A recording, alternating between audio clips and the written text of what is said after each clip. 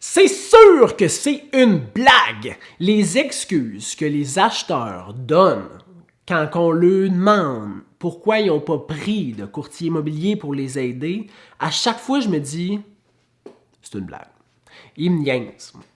Mais, ben non, c'est souvent pas une blague, c'est des phrases, là, des catchphrases que je vais te dire, que je me fais répéter à chaque semaine. Là, je te dis, on n'est pas dans mon environnement d'enregistrement habituel. Le son, ça se peut qu'il soit une petite affaire plus écho. On n'a pas de panneau d'insonorisation ici. Hein, je suis allé faire l'entretien du spa au chalet. Je me fais livrer un nouveau foyer pour les voyageurs. Fait que c'est pas le meilleur son, mais c'est le meilleur moment pour te parler.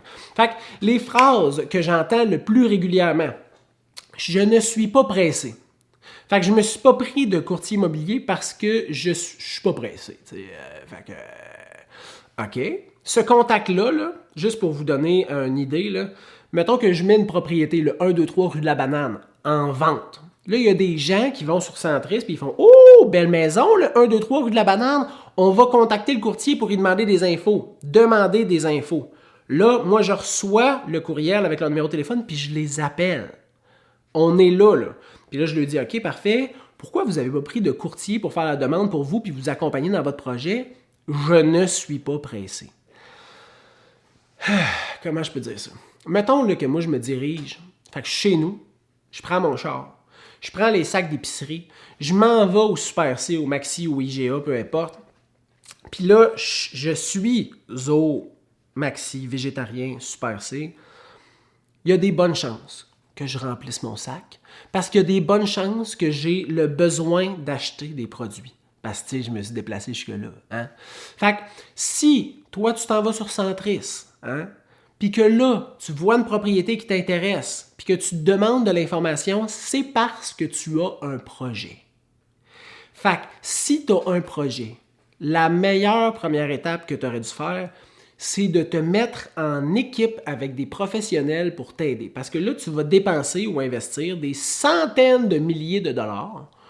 Puis parce que tu n'es pas pressé, la structure de ton projet, la préparation, tu décides volontairement qu'elle soit déficiente. Puis là, je l'explique à bien du monde, puis ils font comme « Ouais, c'est vrai, j'aurais dû prendre quelqu'un, mais tu sais, on est tellement pas pressé. » là. Mais vous n'êtes pas pressé, mais vous êtes déjà dans le processus parce que vous êtes déjà en train d'entrer en contact avec un courtier. Là, si je vous dis que la maison est libre, est-ce que vous voulez visiter? Ben, c'est sûr que on irait visiter. OK. Fait que là, vous iriez visiter avec moi.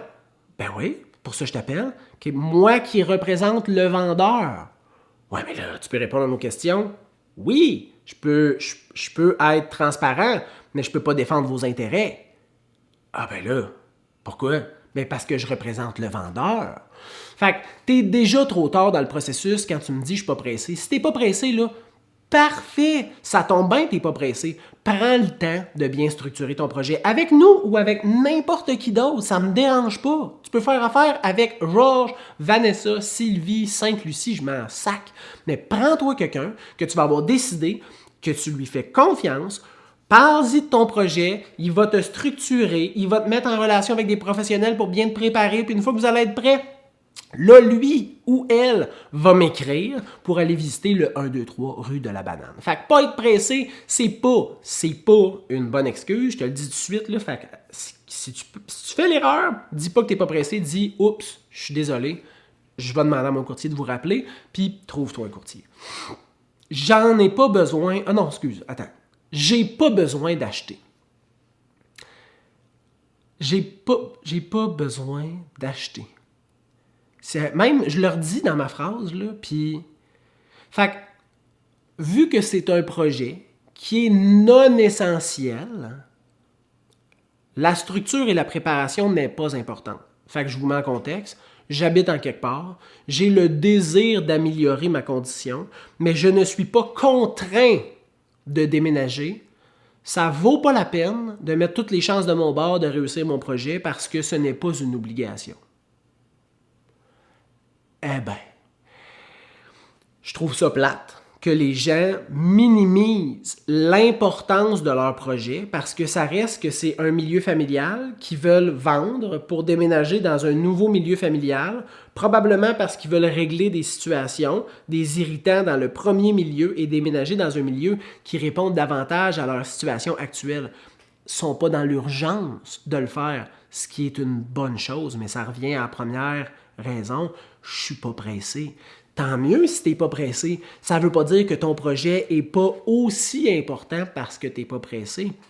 Fait que le fait que tu ne sois pas contraint de vendre et de déménager, ou juste de partir de ton loyer puis t'en venir, ou de déménager de région parce que tu veux te rapprocher de ta famille, mais tu n'es pas obligé de te rapprocher de ta famille, toutes ces raisons-là, ça reste que ton projet il est très important. Il est important pour moi, il est important pour toi, il est important pour tes proches. C'est un projet qui est important, qui a un montant en dollars relié derrière ça qui est vraiment grand. Puis, acheter une propriété sur Centris, qui est plus que 90% de toutes les transactions québécoises, la majorité du temps, ou si tu gères bien tes affaires, c'est gratuit. Fait que même si tu n'es pas contraint de le faire et que tu n'es pas pressé, je pense que ça vaut la peine que tu prennes le temps de bien préparer tout ça pour éviter des erreurs futures. Fait que tu n'es pas contraint, tu n'as pas besoin d'acheter, tant mieux. Tu vas pouvoir prendre des bonnes décisions et tu ne seras pas dans l'urgence de faire cette transaction-là, mais prépare-toi bien quand même. Troisième affaire, troisième phrase. On fait juste commencer. OK. Fait on fait juste commencer. Veux-tu que je te dise, c'est quoi la phrase que je me fais le plus souvent dire, associée à on fait juste commencer? Après ça, mettons, ces clients-là, ils vont dire « Ah, je ne me suis pas pris de courtier parce que ça s'est passé tellement vite. » Mais oui, c'est sûr, parce que acheter une maison, c'est émotif, c'est émotionnel. Tu rentres d'une maison, tu te sens bien, tu te vois, tu te projettes, tu vois ta famille grandir ici, tu vois tous les irritants qui sont réglés.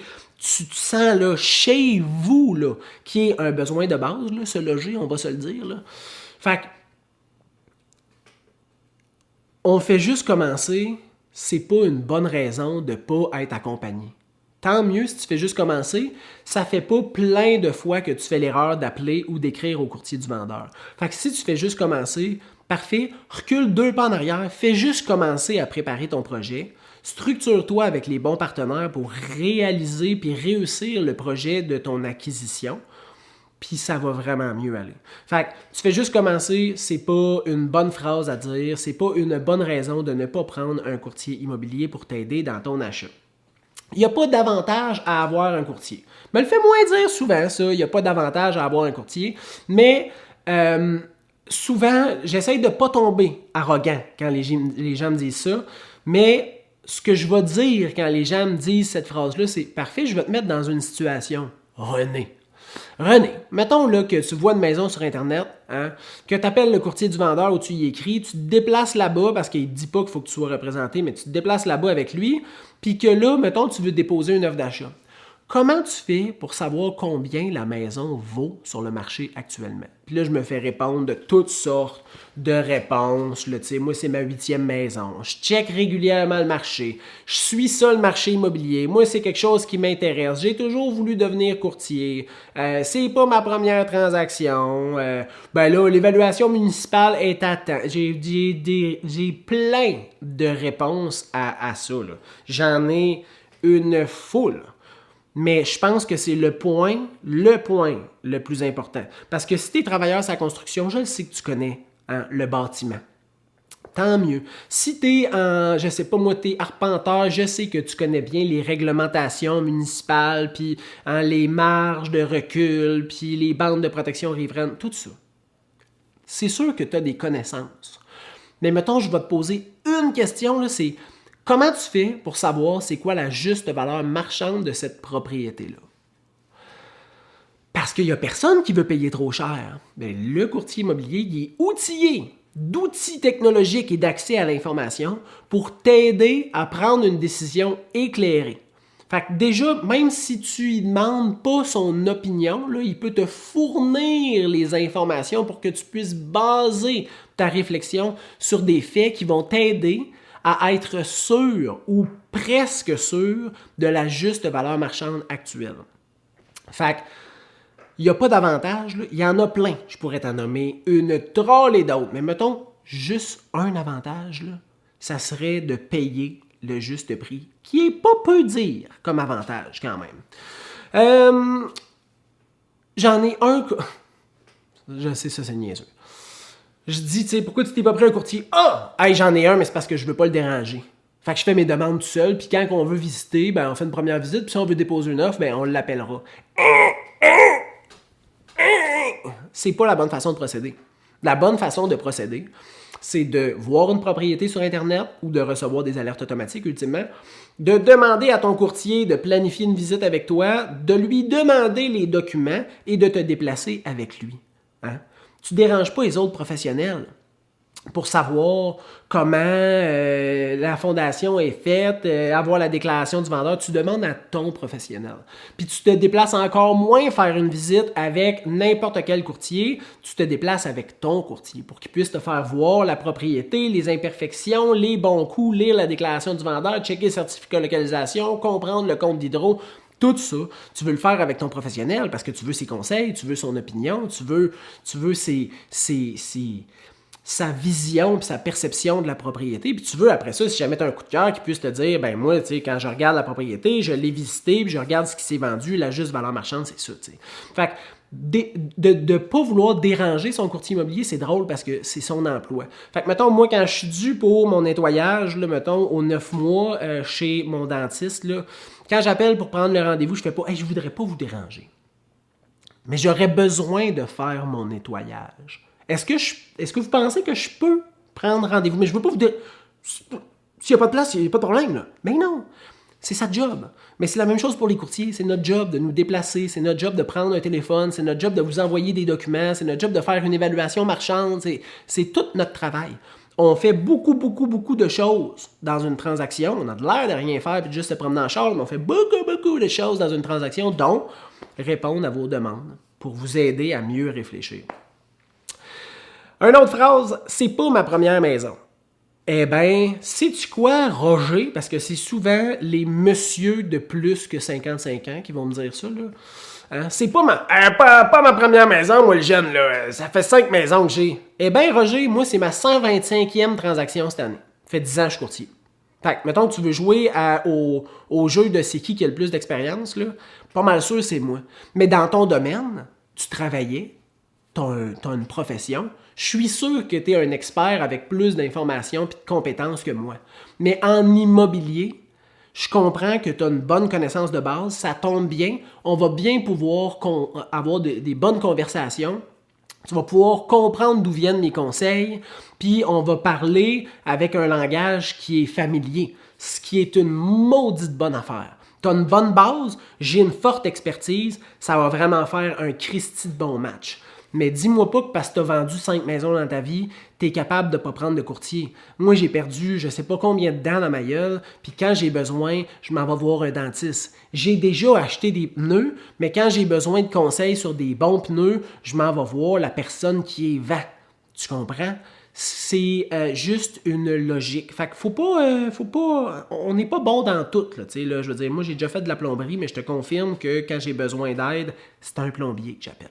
Fait que Roger, parce que c'est souvent Roger, pas Monique, qui me dit ça, hein, utilise l'expertise. C'est correct que tu as de la connaissance, utilise la connaissance de l'autre, puis faites une addition de vos deux connaissances, compétences, pour que vous puissiez réussir mieux votre projet. Je suis pas mal le marché, fait que tu sais, je suis bien tout seul. Fait que ça, c'est la personne qui regarde régulièrement Centris puis qui se dit « Ah, je suis correct tout seul », mais tu sais, est-ce que tu connais les prix de vente? Parce que moi, mettons là, il y a 2 propriétés qui se sont vendues dans le même secteur dans les 2 dernières semaines. Je la regarde, 449 000, je regarde l'autre, 400 000, je fais comme, bon, ben, ce genre de maison-là, ça vaut 425. Sauf que les prix vendus de ces 2 maisons-là, c'est 450 puis 511. Et sacrement. Fait que ça veut dire que la valeur est plus des alentours de comme 482. Là, je fais un calcul rapide, fait que là, les fous de mathématiques, là, wow! Mais c'est 482, pas 425. Fait que si je fais mon offre à 425, tout seul, avec le courtier du vendeur, des maudites bonnes chances que les gens qui sont outillés de courtiers et de statistiques fassent comme, ben nous autres, on va offrir 476 parce que c'est ça que ça vaut dans le fond, c'est ça la juste valeur marchande actuelle. Fait que toi, ton offre, elle sera pas acceptée, tu réussiras pas ton projet, puis là, tu vas dire, ben moi, la surenchère, je rentre pas là-dedans. Mais la juste valeur marchande, c'était ça, 482, 476. Fait que bref, même si tu suis le marché sur Centris, ça veut pas dire que tu suis la finalité de chacun des dossiers. Puis ça, ben c'est important parce que c'est à quel prix la propriété a été vendue, pas affichée, qui va venir donner la bonne valeur de la propriété. Puis la bonne vieille phrase de « j'aime mieux faire ça seul ». Je vois pas l'avantage de faire ça seul, de visiter avec des courtiers toujours différents qui vont te reposer la question de vous faites quoi? Vous habitez où? Pourquoi vous cherchez une maison? Êtes-vous locataire présentement? Avez-vous fait une préautorisation? Toutes ces questions-là, toujours répondre à ça. Avoir des contacts froids avec plein de courtiers. Pourquoi pas avoir un professionnel? Moi, mettons, je veux aller en voyage. Là. Je peux regarder les reviews de chacun des hôtels, puis fouiller. Mais je peux aussi prendre juste une agente de voyage qui, elle, me dit « Hey, moi, je les ai toutes visités. Les hôtels dans le secteur du Mexique que tu veux aller, je les connais. Je suis allé à plusieurs fois sur plusieurs hôtels. Puis il y a des choses qui ne sont pas marquées sur Internet comme telle chose. Puis je te suggérerais, d'après ce que tu m'as parlé puis que tu voulais comme voyage, peut-être de plus aller à cet hôtel-là parce qu'il y a telle chose. Puis si tu attends peut-être 2 semaines pour acheter tes billets, il va y avoir une promotion parce que j'ai été informé par courriel. Expertise, connaissance, professionnalisme, tout ça mis ensemble pour toi gratuitement. Fait que tu perds quoi? Rien. Hein? Travailler en équipe, là, seul, on va plus vite, mais ensemble, on va plus loin. Fait que dis-moi pas que tu veux faire ça seul parce que ce n'est pas bénéfique à ton projet. Fait que bref, j'espère que le son était assez bon pour que je puisse publier la vidéo parce que ça fait 16 minutes 40 que je te parle. Mais c'était vraiment quelque chose que je voulais faire comme vidéo parce que c'est des phrases que j'ai souvent puis que je trouve un peu ridicules. Bonne fin de journée, on se revoit bientôt. Si tu as des questions, tu m'écris au info@serviceimmobilier.ca, info@serviceimmobilier.ca.